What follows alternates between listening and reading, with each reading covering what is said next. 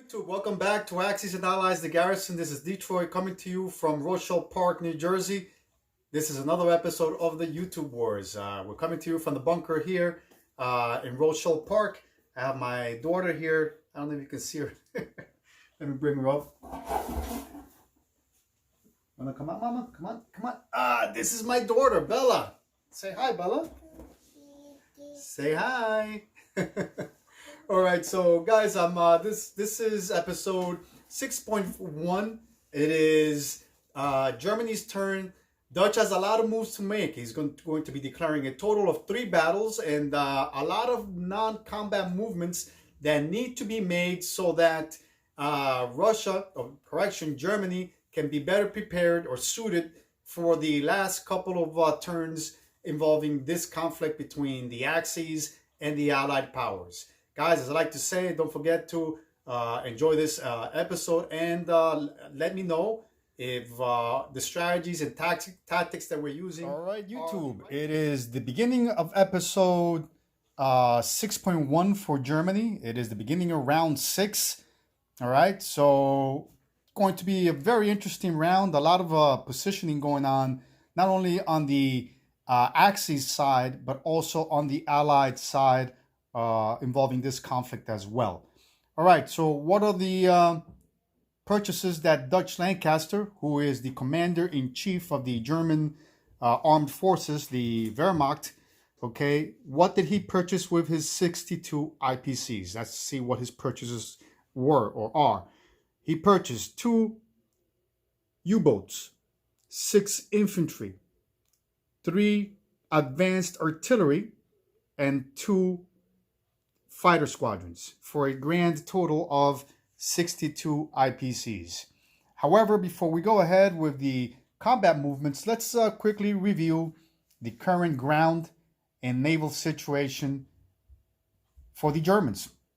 Okay, as we all know, the conflict on the Eastern Front, Army Group Center, pretty much null and void at this point in time. Most of the German forces have withered away with the constant back and forth action that VK Cowboy has been performing here with or against the Germans. There's a back and forth action here in the area of Poland, Eastern Poland, and the Baltic states.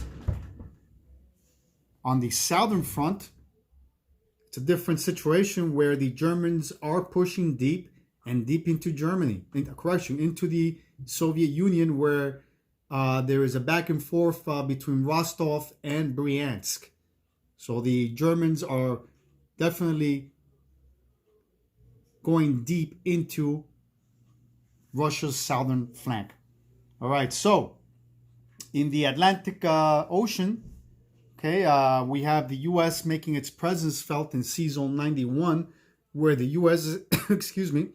where the U.S. is now starting to make its presence felt on a regular basis in Sea Zone 91. Last round, the Germans were able to destroy the U.S. fleet in Sea Zone 91, but as we all know, the U.S. is once again back in this region, and Sea Zone 91 and its surrounding territories are key strategic locations that the United States needs in order for it to be able to effectively threaten or project its naval, air, and ground power into the Mediterranean region, Northern Africa, Gibraltar, and even into Europe itself. Okay, so Sea Zone 91, a very heavily contested sea zone between the Axis powers and the United States. All right, so let's go ahead then with the 3 battles that Germany declared. Okay, the first battle will be for Syria, where Germany will be making an amphibious landing, which is obviously unopposed. Syria is a French territory. The second battle will be a naval battle where the where Germany will be attacking Sea Zone 104, where you have a U.S. destroyer currently acting as a blocker. So this destroyer has to be taken out by the Kriegsmarine. All right, last but not least, the battle for Bryansk, where you have 3 Russian infantry, 2 Russian armored divisions defending the Russian territory of Bryansk. All right, so then let's go ahead with the actual combat movements. You will have a total of 1, 2, and 1 artillery divisions coming from the Ukraine. That's 2 German, 1 artillery. All right, from Eastern Poland, you have 1 mechanized infantry blitzing through Western Ukraine. Will be linking up with its German counterparts. Then you have an additional 2 advanced artillery. Now, keep in mind that advanced artillery, which is a weapons development, can move at a movement of 2. In other words, they can blitz through any territory at a movement of 2. So these 2 units are moving into Bryansk. Now, keep in mind also that advanced artillery are part of the BBR rule set, okay? So that's a total then of ground units, a total of 2 infantry, 1 mechanized infantry, and 3 advanced artillery attacking the defending Russian forces in Bryansk. In addition, you have 1 strategic bomber, 2 strategic bombers moving at a movement of 1. These aircraft will have 5 movements left in the fuel gauges. You also have a tactical and one fighter squadron attacking and providing air support to those forces, to the German forces attacking Bryansk. These aircraft will in turn have a movement left of 3 in their fuel gauges. All right. Second battle for Season 104, where you have 1 U.S. destroyer. Okay. Here you have a German U-boat attacking the destroyer, accompanied or supported by 1 tactical bomber squadron and 1 regular fighter squadron, a Bf-109, that will take off at a movement of 1, 2, and 3. All right, these aircraft will have 2 movements left in the fuel gauges. Reason being that there is an air base in Western Germany. All right, then you have the Bf-109 fighter squadron, German, stationed in Gibraltar at a movement of 1 and 2. All right, we'll be joining that attack as well. And this aircraft will also have, okay, this attacking Bf-109 squadron will also have 2 movements left in its fuel gauge.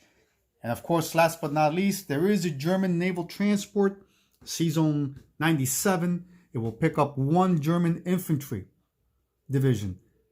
Will make steam at a movement of 1 and 2. Will link up with the Italian fleet and will perform a naval amphibious landing in Syria. That German division is unopposed and will just walk into Damascus and occupy Syria for the Germans this turn. All right, let's review the order of battles. Okay, the battle for Season 104, the results of combat were as follows. Okay, the U.S. destroyer Season 104 was sunk. On its return fire, the U.S. destroyer was unable to return any effective fire. Hence, the Germans did not sustain any casualties in this battle.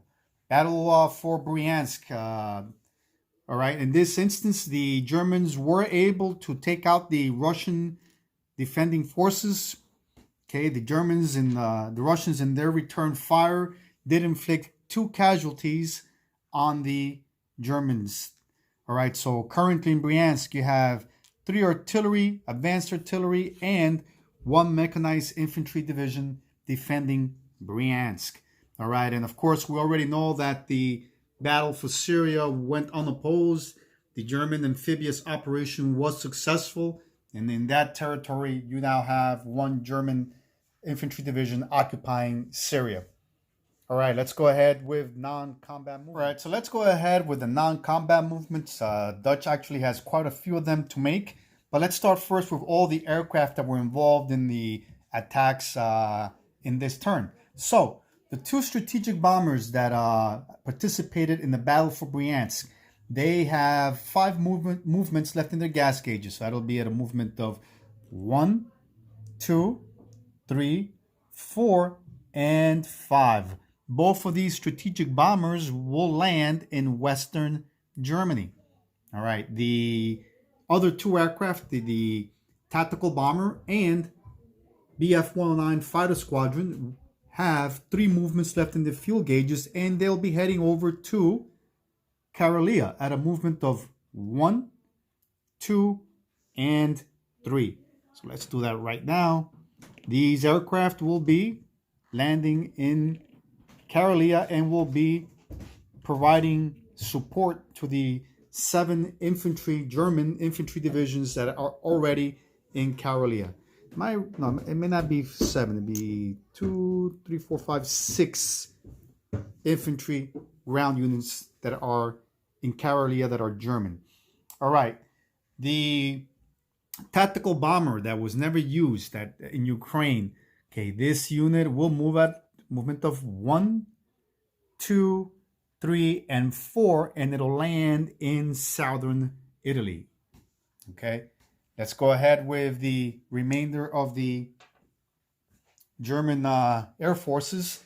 All 3 aircraft that participated in the battle for the sinking of the U.S. destroyer in Sea Zone 104, all 3 have 2 movements left in their fuel gauges. All 3 of these aircraft will head back at a movement of 1 and 2. They'll be landing in Gibraltar as well. Okay, so you have 3 German, 2 fighter squadrons, and 1 tactical bomber squadron currently in Gibraltar. All right, so let's go ahead with the naval non-combat movements for Germany. All right, the 2 German U-boats in Sea Zone 105 at a movement of 2, 1 and 2 are now in Sea Zone 108. Okay, the German U-boat in Sea Zone 125 will move south and will now go into Sea Zone 112. All right, so let's go ahead with the ground units. The German Artillery Division, Advanced Artillery Division in southern Italy. It'll be railed at a movement of 3. 1, 2, and 3 will end up in Slovakia, Hungary. Okay, you have one infantry division coming from Romania at a movement of 1. Okay, will also link up with the artillery division in Slovakia, Hungary. You have 2 German AAAs, anti-aircraft guns, coming in from eastern Poland at a movement of 1, will also be in Slovakia, Hungary.